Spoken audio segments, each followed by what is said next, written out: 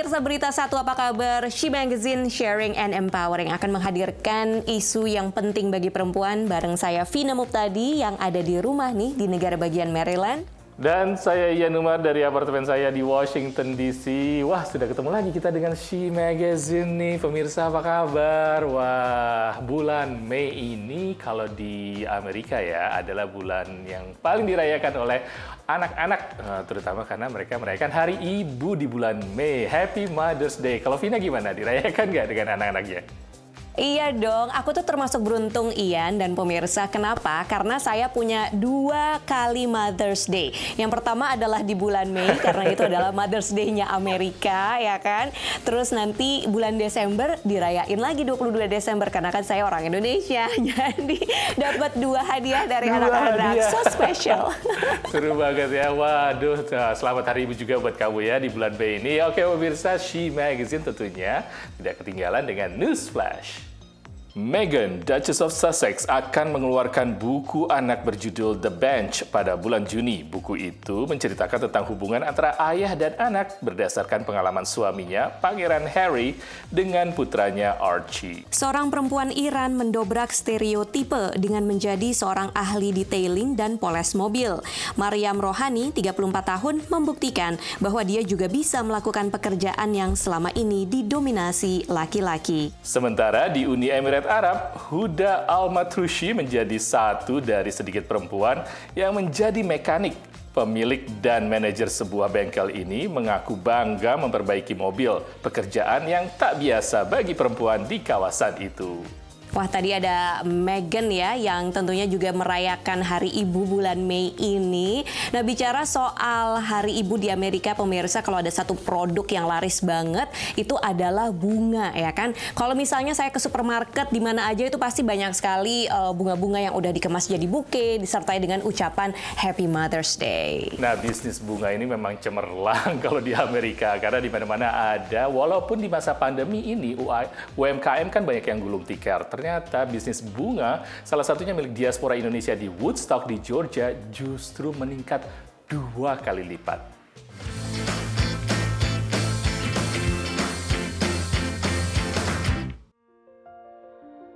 Pandemi Corona membuat banyak bisnis kecil di Amerika terpaksa gulung tikar. Namun sejumlah bisnis nampaknya tak terkena dampak tersebut. Seperti bisnis toko bunga milik Rima Carmilla McGraw, diaspora Indonesia di Woodstock, Georgia. Jadi setelah kira-kira sebulan 2 bulan ini COVID, saya ini shock ya. Karena banyak bisnis-bisnis yang lain tutup, terutama hair salon, restoran. Flower shop, my business is double income. Di awal pandemi, Rima mengaku sempat khawatir. Ia sempat menutup tokonya selama seminggu karena mencemaskan dampak COVID-19. Namun, kembali membuka bisnisnya dengan menerapkan protokol kesehatan. So, I think for flower shop is different because think about it. People who cannot see each other, they send flowers. People cannot go to the nursing home, they send flowers. Karena semua orang sedih. Woodstock Flower, toko bunga yang dimiliki Rima sejak 2013, banyak menerima pesanan bunga duka cita karena COVID. Bagi Rima, kondisi ini menyedihkan, tapi juga berdampak positif bagi bisnisnya. Ini pula yang dirasakan para pelaku bisnis bunga lainnya. It's a mixed happiness. You know, they're happy to be back at work, they're happy to have business and be operational. Bahkan acara pernikahan yang dibatalkan karena banyak venue ditutup tetap diadakan dan dipindahkan ke halaman belakang rumah. So even though smaller, tapi kan tetap mereka butuh bunga. Roda bisnis yang bergulir cepat membuat para pemilik toko bunga termasuk Rima harus menambah jumlah karyawan yang bekerja hingga 2 kali lipat. There's more workers than before. Before there was only like 3 workers, right now there are like 6 workers. Namun tantangan tetap ada seperti pasokan bunga dari berbagai negara Amerika Selatan yang berkurang karena pandemi. Terus a variety of flowers also less than usually. Couple months I have a hard time to find certain flowers, vases, basket. You know why? Because they all come from China. I have a hard time. So I just have to use substitution. I think there's concerns across the board, supply and demand. I mean, there are certain items that were plentiful a year ago, and they're not. So you either have to substitute for something else that's available. Dengan berjalannya distribusi vaksin dan kondisi diharapkan akan membaik, Rima optimis bisnisnya akan tetap berkembang. Well, I'm excited, excited because, we all don't have to be worried to see customer. I don't have to be worried going to the venue, to survive for the wedding. So I think we can bigger, I think, because you know what, the weddings. Dari Washington DC, Zulfian Bakar, Nia Iman Santoso, VOA. Semoga bisnisnya terus berkembang ya, seperti bunga-bunga yang terus berkembang dan bermekaran.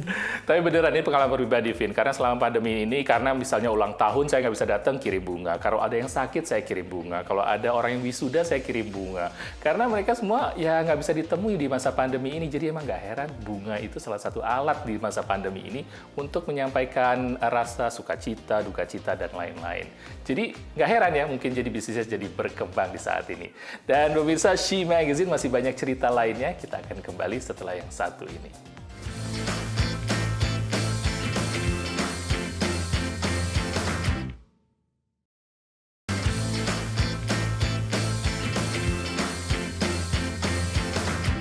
Pemirsa, Anda masih bersama She Magazine, sharing dan empowering. Baru-baru ini di Amerika berlangsung festival akbar South by Southwest. Ini adalah festival tentang teknologi, kreatif, dan juga entertainment. Tapi tahun ini secara virtual dilakukannya karena ada masa pandemi saat ini. Nah, gimana nih? Indonesia kan biasanya ikut, Vin. Katanya ada dari Indonesia. Ada dong, termasuk ya ada sebuah film animasi pendek buatan Indonesia yang ikut ditampilkan dalam ajang South by Southwest tersebut.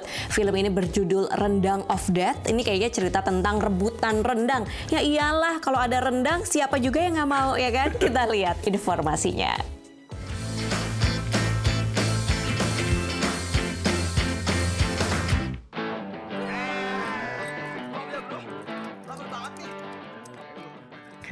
Film pendek yang berjudul Rendang of Death menarik perhatian publik dari seluruh dunia di ajang South by Southwest Festival 2021 di kota Austin, Texas. Festival South by Southwest adalah salah satu festival kreatif terbesar di Amerika. Setiap tahun, mereka menyeleksi ratusan film dengan berbagai genre untuk diputar di Texas. Walaupun tahun ini festival diadakan secara online, semua film dapat ditonton di website South by Southwest Festival.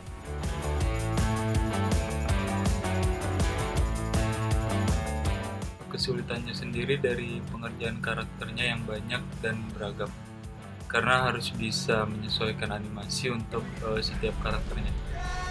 Terus gender action sendiri membuat banyak perpindahan adegan yang cepat, jadinya setiap scene punya durasi yang pendek, tetapi tetap dengan gerakan yang banyak.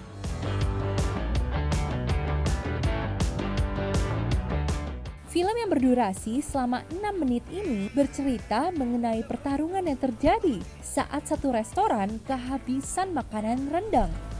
Inspirasi dari film ini adalah dari rumah makan Padang yang sangat terkenal di Indonesia.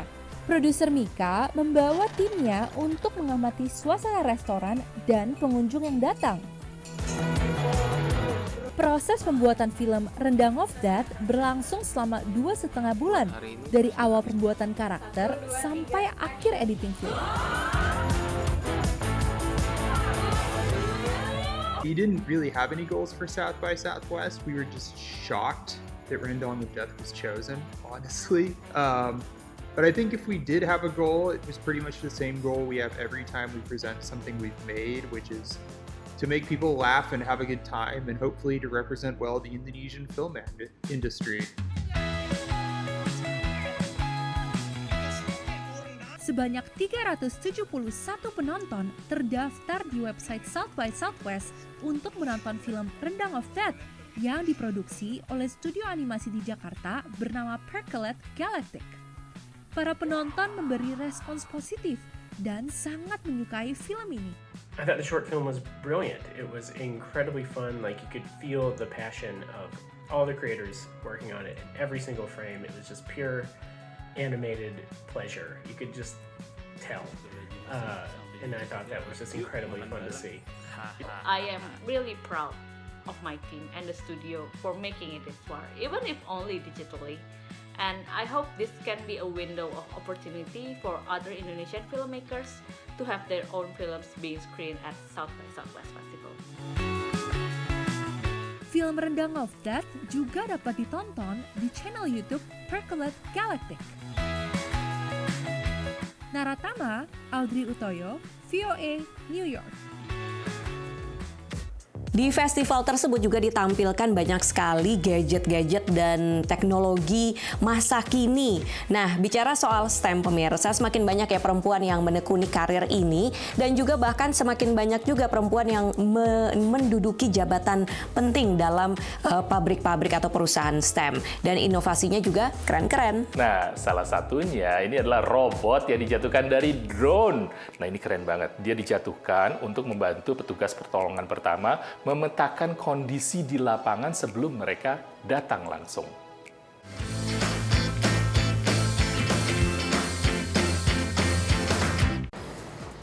Ini tampak seperti mainan yang bisa memantul. Robot yang disebut Squishy ini pada awalnya dibuat untuk bisa dijatuhkan dan berguling di bumi atau bulan, kemudian mengirim kembali data dari informasi yang ditemukannya. Kini Squishy dipakai petugas pemadam kebakaran, perusahaan dan militer untuk mendeteksi bahaya di lapangan sebelum manusia tiba. And I figured if I could do that on the moon or Mars, I should be able to do that on planet Earth. Squishy terinspirasi oleh mainan anak-anak Squish. Ini salah satu tren yang berkembang dari apa yang disebut robot lunak, yang dirancang untuk bisa menekuk dan bergerak saat dihadapkan pada situasi kehidupan nyata yang tidak terduga. And so it can get between rocks. It can climb over great heights.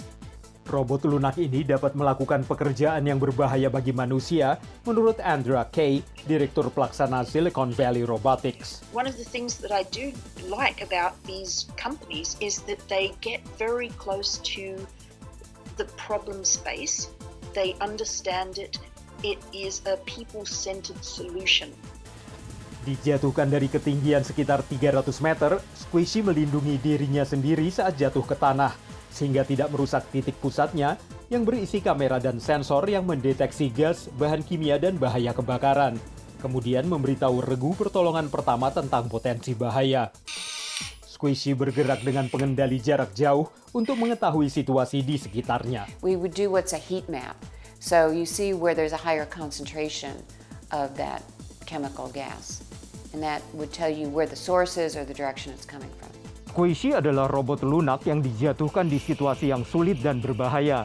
Namun ia bisa melaporkan kembali apa yang ditemukan di sekitar tempat ia diterjunkan. Dari Arlington, Virginia, saya Helmi Yohanes dan tim VOA.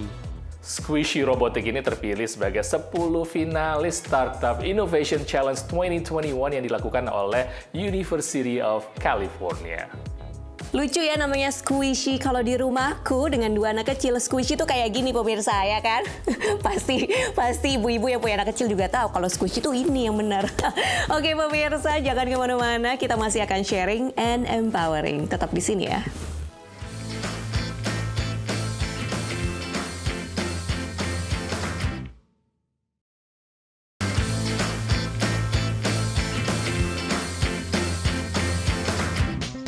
Halo pemirsa, welcome back di She Magazine. Kita masih akan sharing and empowering. Di segmen ini kami akan menghadirkan beberapa informasi dalam bidang kesehatan yang tentunya penting bagi kita semua nih, para ibu di mana saja. Yang pertama apa, Yan? Nah, kalau menurut jumlah kematian lahir bayi dan juga kematian ibu yang pada saat hamil dan juga kehamilan ektopik berdasarkan jurnal medis Lancet, ternyata selama pandemi COVID-19 ini meningkat. Apa sih penyebabnya?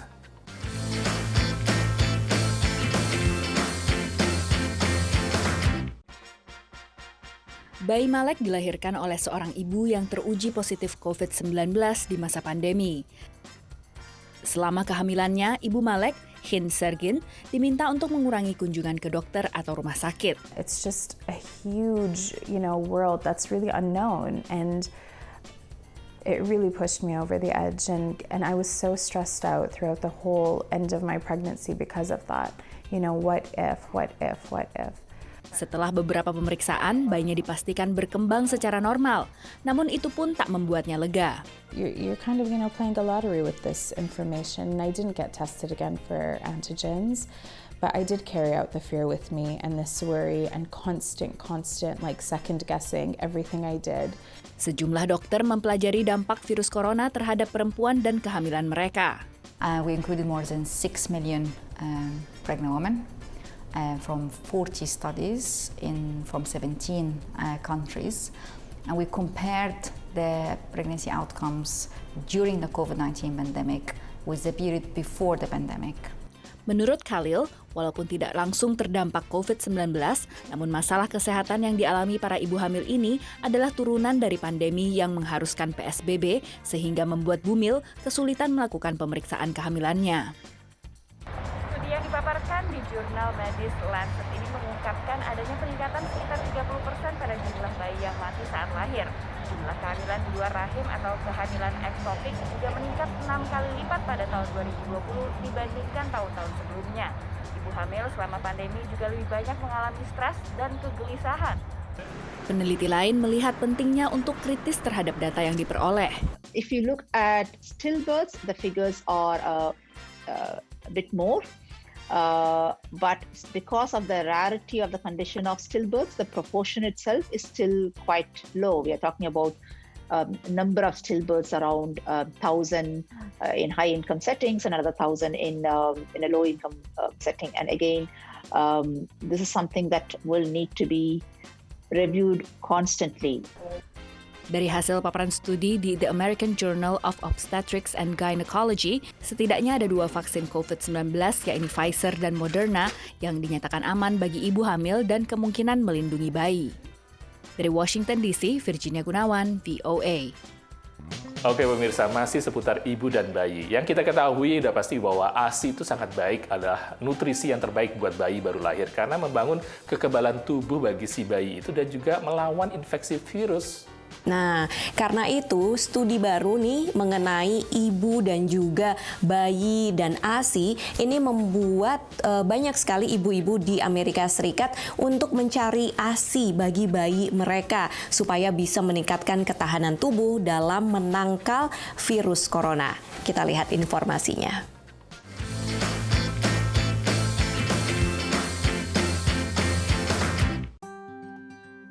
Meluasnya vaksinasi dan semakin banyaknya warga Amerika Serikat yang memiliki antibodi melawan COVID memunculkan fenomena baru. Sebagian ibu menyusui memburu air susu ibu berantibodi. If there's a way I can do something to offer a level of protection to my child, I'd like to try. Putra Courtney Carson berusia 4 bulan. I had read an article that was highlighting some promising research about antibodies being passed from mothers to their babies. So because I was fortunate to be part of a network of new parents, I decided that I would just ask and see if anyone was willing to donate for me and my son. Seorang ibu yang telah divaksinasi pada Februari, lalu membantu dan memberikan 1 botol ASI-nya kepada Courtney. I know that the mother was also aware that the science wasn't fully behind it yet, but she just needed some peace of mind. And if a few bags of milk can give someone peace of mind, then I'm happy to give it. Badan Pengawas Obat dan Makanan Amerika Serikat, FDA, mengingatkan kaum ibu perlu mewaspadai berbagi ASI lewat mimbar daring karena resiko penularan penyakit termasuk HIV dan juga potensi kontaminasi oleh obat-obatan, baik obat resep dokter maupun narkoba. Ahli medis juga menyarankan mencari sumber yang lebih selektif, termasuk bank ASI. Not only do we screen the donors, we test their blood. So we test their blood for infectious diseases. And then we pasteurize the milk in a way that preserves the immunological properties of the milk. Penelitian gabungan oleh sejumlah universitas termasuk Harvard dan MIT menemukan bahwa jumlah antibodi yang dihasilkan oleh vaksinasi pada ibu hamil lebih tinggi dibandingkan jumlah antibodi akibat penularan COVID secara natural. Sejauh ini penelitian memang menunjukkan seorang ibu yang telah divaksinasi memang bisa meneruskan antibodi anti-COVID-nya kepada bayinya, baik dalam kandungan maupun lewat air susu ibu. Tapi yang belum jelas adalah apakah Antibodi tersebut bisa diteruskan ke seorang anak yang bukan anak kandungnya. Dan ini masih perlu penelitian lebih lanjut. Dari Washington DC, saya Nova Purwadi dan tim VOA. Di grup Facebook yang anggotanya ibu-ibu sekitar rumah saya juga banyak tuh Yan. Ada beberapa ibu yang mencari ASI atau menawarkan donor ASI. Ya memang meskipun penelitian belum tuntas, tapi itu tadi beberapa ibu they just want peace of mind katanya. Wah, bagus sekali. Mudah-mudahan informasi-informasi ini menjadi hal yang berguna dan juga menjadi manfaat bagi kita semua, terutama untuk She Magazine. Kita selalu sharing dan empowering di She Magazine. Dan demikian She Magazine kali ini. Saya Ian Umar dari apartemen saya di Washington DC. Dan saya Vina Muptadi dari rumah saya di kota Silver Spring, negara bagian Maryland. Kita akan sharing dan empowering lagi minggu depan.